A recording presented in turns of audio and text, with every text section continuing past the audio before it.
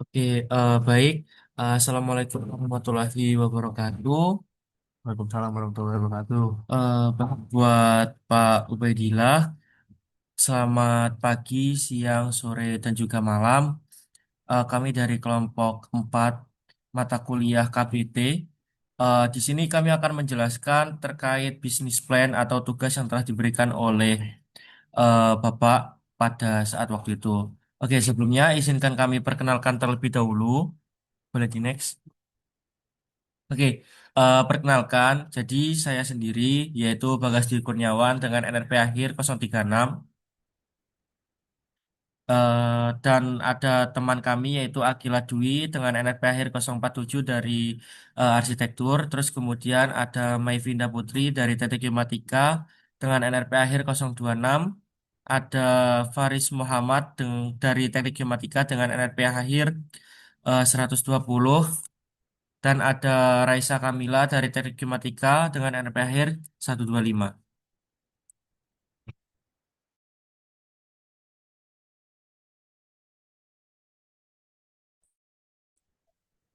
Untuk gambaran umum dari konsep yang kami ajukan, pertama-tama itu em, yang pertama 96,9% yaitu dari responden bersedia untuk membeli dari produk kita. Lalu ada 110 target pelanggan aktif dari jumlah respondennya, lalu ada 10,5 juta untuk potensi revenue per bulan, dan yang terakhir 5,5 juta untuk modal awalnya.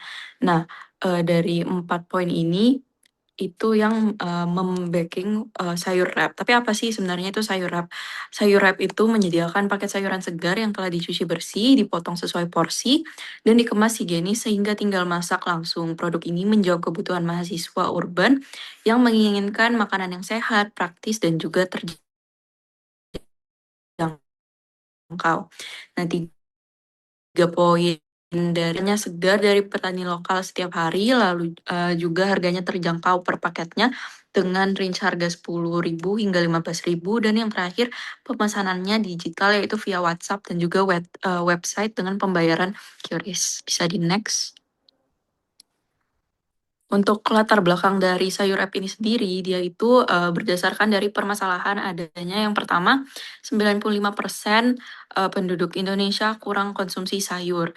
Lalu yang kedua, mahasiswa tidak punya waktu untuk cuci, kupas, dan potong sayuran. Yang ketiga, sayuran dijual dalam porsi besar, tidak cocok untuk kos atau anak kos. Lalu yang keempat, minim pilihan sayur segar dan higienis di sekitar kampus. Dan permasalahan-permasalahan ini lalu disandingkan dengan yang pertama, ada 150.000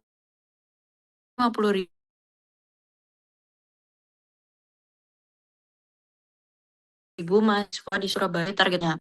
Lalu yang kedua, respondennya bersedia membeli. Lalu yang ketiga, tren gaya hidup sehat Gen Z yang meningkat. Lalu yang terakhir, peluangnya yaitu penetrasi QRIS dan digital payment yang sangat tinggi.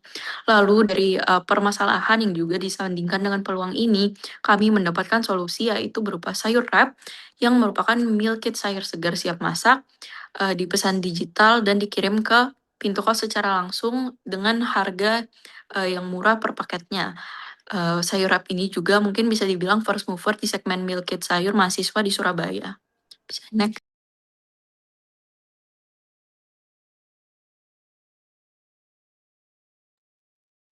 Eh, oke, jadi dari permasalahan yang disampaikan oleh teman saya tadi, jadi di sini kami akan menganalisis dari sebuah produk dan analisis SWOT dari sayur web tersebut.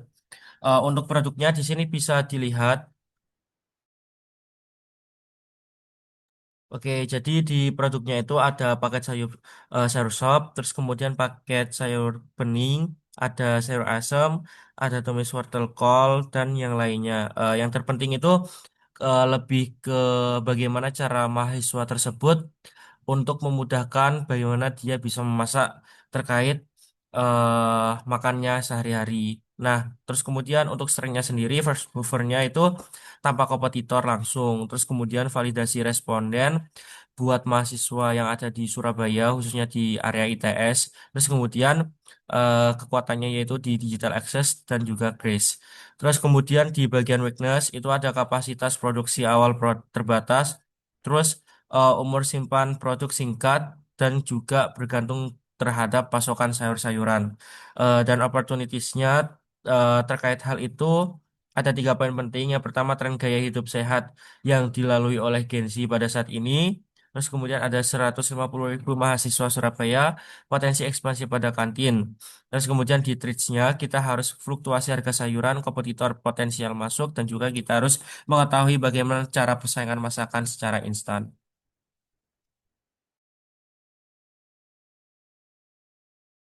Bilang. Oke, boleh di next.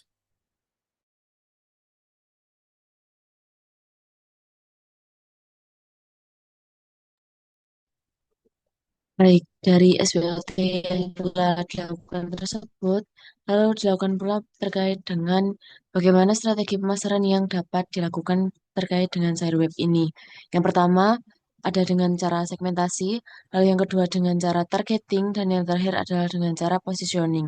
Dari segmentasi sendiri, di sini kami mengelompokkan bahwa mahasiswa usia 18 sampai 25 tahun itu sebagai penghuni kos di Surabaya secara digital savvy dan juga hot consciousness-nya. Lalu targetingnya itu kami mengacu kepada 110 pelanggan aktif dari kampus ITS dengan 6 bulan operasional.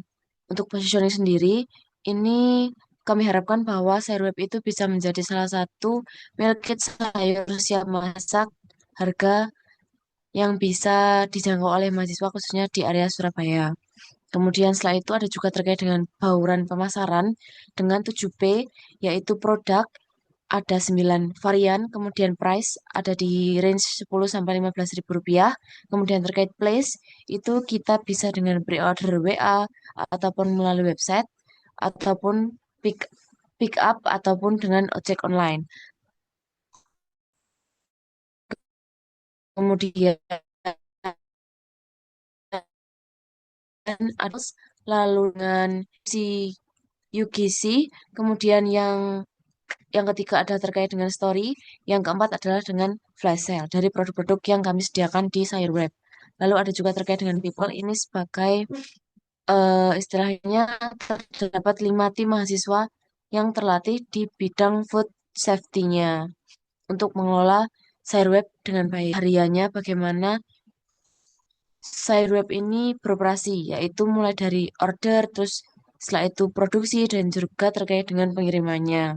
Dan yang terakhir ada terkait dengan psikal, ini adalah terkait kemasan food grade transparan dan juga tabel QR yang kami sediakan dan kami adakan di setiap bungkus dari Sayur Web.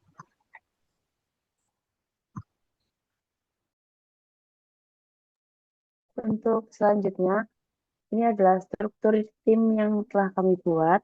Untuk di level teratas, kami memiliki CEO yang akan memimpin perusahaan ini.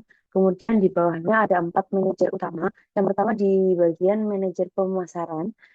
Dia akan bertanggung jawab atas strategi dan penjualan dan adanya promosi yang dilakukan oleh perusahaan. Kemudian yang kedua ada manajer keuangan yang bertugas terkait mengelola keuangan dan juga pembayaran.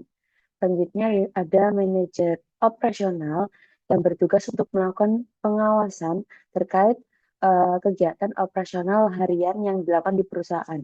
Kemudian yang terakhir ada manajer produksi yang dimana bertugas sebagai pengelola produksi dan juga inventory di perusahaan tersebut.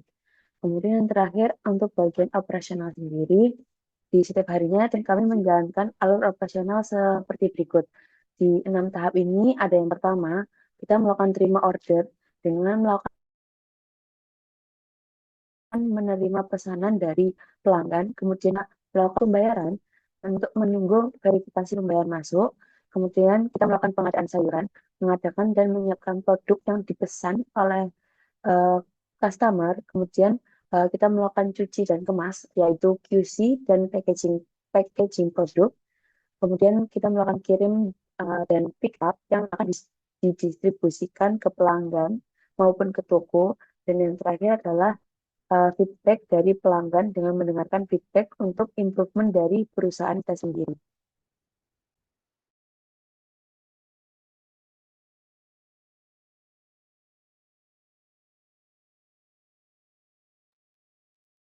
Nah, berikutnya ada modal awal dan proyeksi keuangan, di mana modal awal itu kita menggunakan modal di 5.500.000 rupiah dengan rincian itu peralatan produksi sebanyak 690.000 rupiah. Kemasan awalnya itu ada 875.000. Terus ada branding dan stiker itu kita anggarkan 250.000. Website dan domain itu di 600.000. Tas insulasi internal itu di 300.000. Modal kerja bulan pertama itu di 1.550.000 dan promosi awal di 275.000 dengan total 5.500.000. Dengan BP-nya itu 210 paket per bulan, bisa balik modal dalam waktu kurang lebih 4 sampai 5 bulan dengan ROI-nya 212,7% dan NPV-nya bisa sampai 27.406.000. Ya, next.